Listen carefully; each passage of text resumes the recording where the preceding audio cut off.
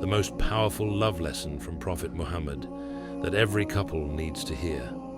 The Prophet had a Persian neighbor who was known for making excellent soup. One day, the neighbor prepared a fresh batch and came to invite him to eat. He said, "Ya Rasulullah, come to my home for a meal?" But the Prophet didn't say yes right away. Instead, he asked, "And Aisha too?" The neighbor hesitated and said, "No, just you." The Prophet simply replied, "Then no." The neighbor left, but returned a while later with the same invitation. Again, the Prophet asked, "And Aisha too?" The neighbor once more said, "No, just you." And again, the Prophet replied, "Then no." A third time, the neighbor came back, perhaps realizing something deeper.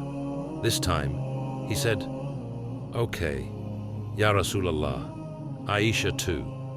The Prophet smiled, stood up, and went with Aisha by his side. This wasn't about rejecting a meal.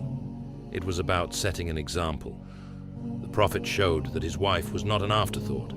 She was his partner in joy. He didn't argue. He didn't explain. He simply led by example.